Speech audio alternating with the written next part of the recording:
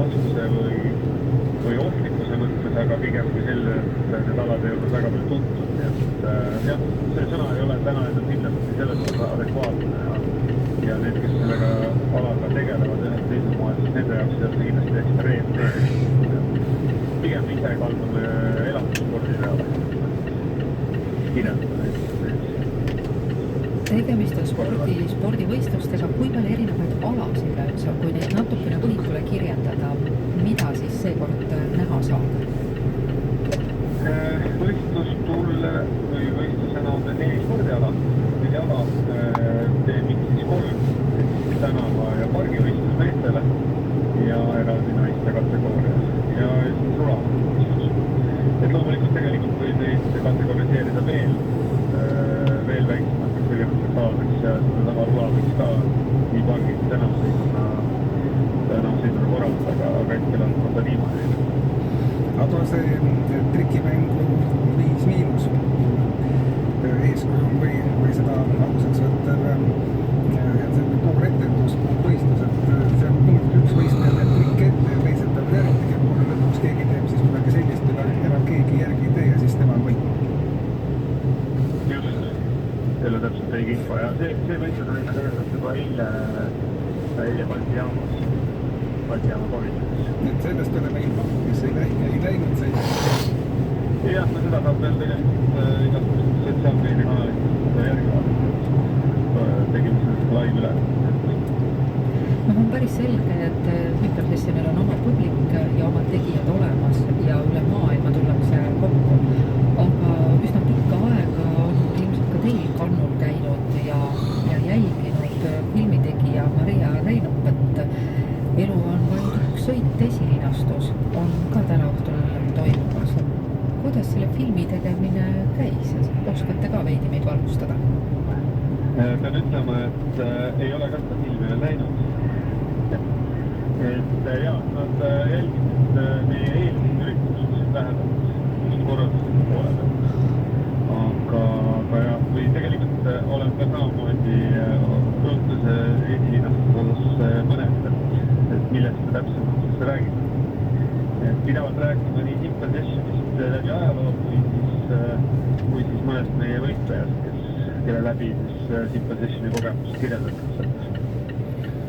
Kunagi päris algusaegadel oli kindlasti ekstreemsport, selles mõttes noorte inimeste ala. Nüüd on aeg edasi läinud, kunagi noortena alustanud, on jäänud varsti vaata juba keskealiseks. Et tegelikult ei ole ju seda piiri, vanusepiiri, alates millest on see kuidagi kohalt. Kui te küsite võitlejate kohta, siis mõned aastad tagasi me vaatasime või pärast võitlejate keskmist vanust, siis oli ta natuke peale 24, nii et küll loomulikult nagu igal spordiala puhul siis palju arvastajaid on noorte hulgas, no siis ekstreemsport või jalgpall, aga siis maailma tiptase on kindlasti jah, 20-ndates, aga mis mitte ka vanemas, et Ryan Nyquist, kes on palju kordi X-mängude võitja, kes on siin kohal, on ligemale 40 aastat ja siiamaani veel võistleb. Et panus on kindlasti ainult number. Kui suur tüdrukute ja naiste osakaal on? Kas see on aastatega üha kasvanud? No tegelikult Simpossession oli aastal 2011 üks esimesi suuri võistlusi maailmas, kes tõi naiste BMX-i võistlusprogrammi. Siis me tookord tegime seda 2 aastat, nüüd on mõned aastad vahele jätnud ja nüüd sel aastal on nad uuesti programmis.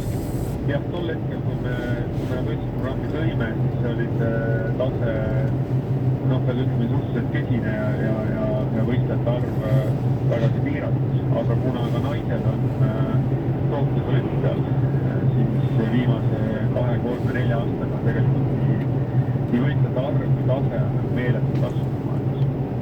Selliseid kõvasid maailma tegijaid Simpossessionile saada, kas see on suur töö või tullakse hea meelega Tallinnasse? See kindlasti on nii ja naa, et loomulikult Simpossession on väga tuntud, et üritus kui sellist me kellegile tutvustama ei tea, aga kindlasti eelkõige just näiteks olümpia aasta on sealt mõnele võistlejale omad korrektiivid, kes püüavad rohkem võib-olla talvisel hooajal puhata ja nii edasi. Aga kokkuvõttes kindlasti ei ole raske, et tahtjaid on pigem kordades rohkem, kes tahaksid siia võistlema tulla ja samamoodi ka tippude osas, et viimaste andmeid ei tea, aga Peipsi pargis, mis on nii-öelda võistlus spordiala Tokyos, oli meil viimase seisuga kas 6 või 7 top 10 võistlejate kohal ja kohaliselt Tallinnast, et väga suur hulk maailma tippe on Tallinnas. Nädalavahetusel Saku Suurhallis kõik on oodatud ja Marju Kalmere soovime teile siis veel vähemalt 20 aastat selle ürituse juhtimist. Kas võib nii öelda?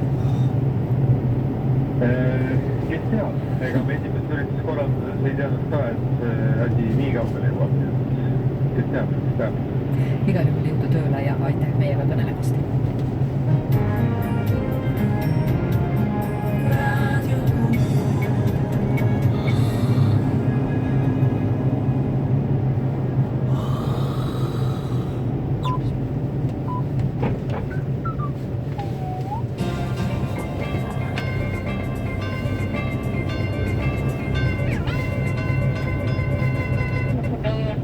Tere kuulajatele on uudisteetriaeg ja stuudios Rohkem Tänak.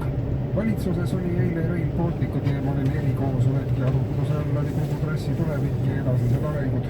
Koosolekul leiti ilm on ilus ja päikeseline ning inimestel oleks raudtee ehitamise keerulise ja kuluka teema asemel siiski midagi olulisemat tarvis. Seega otsustas valitsus, et raudteed ei ehitata, vaid selle raha eest rajatakse Rail Balticu matkarada, mis viib matkaja otse Euroopa südamesse. Matkaraja trass kopeerib raudteetrassi, aga ehitamata jäävad kulukad sillad, viaduktid, ökoduktid, peale ja maha ja ümbersõidud ja raudtee ise. Ehitatakse küll mõned peatused, kus matkajad saavad puhata ja keha kinnitada. Rail Balticu matkarada annab inimestele võimaluse kaunist ilma nautida, värskes õhus viibida ja kuna matkaraja mitmesse paika tuleb ka näitus kõigest sellest, mis ehitamata jäi, on inimestel võimalus ka rõõmu tunda, et see kõik ehitamata jäi, märkis peaminister pressikonverentsi lõpetuseks ja lisas, et kui inimese jutt tuleb südamest, siis ei olegi sinna alati vaja mõtet sisse panna. Eile aga vaatas Majandusministeeriumi uuringu tulemused, milles selgub, et tasuta ühistransport ei ole pannud inimesi autost loobuma.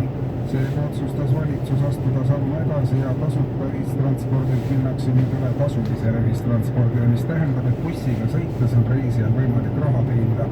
Kui palju täpselt on veel eelarve arutelu koht, kui esialgu pakkud inimestele 2 eurot ühe sõidu eest, mis kestaks vähemalt 3 peatuse vahet, siis ehk oleks sõitjaid rohkem.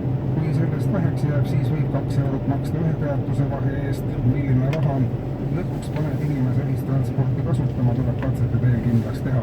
Kuni riigis on võimul Keskerakond, on tasuline ühistransport kõikidele kindlustatud, teatab valitsus ja bussiga sõitmisest võib paljudele saada peatselt peamine sissetulekuallikas.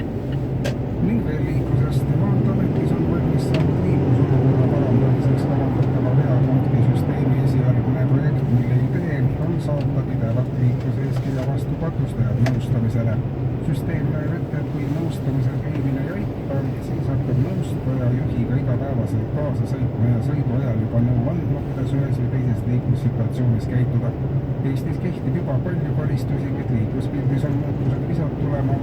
Pidevalt kaasas sõitev liiklusnõustaja aga distsiplineerib, korrastab seega liikluspilti ja kuna nõustajale maksab töötasu liikleja, siis parandab see veelgi tööhõivet ja eeldatavasti just vanemaealiste inimeste hulgas, kes saavad nõustajana kaasa sõita ja nii vaheldusrikkama elu olulise sissetuleku lisa.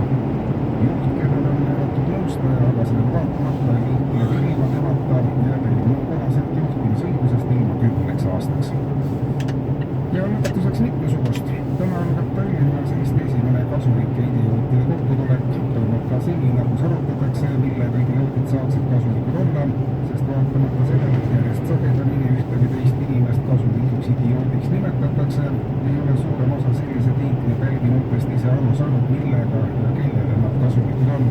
Samuti ei ole selge, millega eristub kasulik idioot lihtsalt kasulikust inimesest. Kui mõlemad on kasulikud, aga üks on sellele vaatamata idioot, siis peab selge olema, kus on vahe.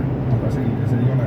Kas idioot on see, kes on teistele kasulik ja ainult enesele kasulikud inimesed ei ole idioodid? Küsimus on palju. Kasulike idiootide liikumine vaevab juba pikemat aega identiteedikriisis ja ka sellest kokkusaamisest ei ole ükski ei olnud tegelikult mingisugust tasu.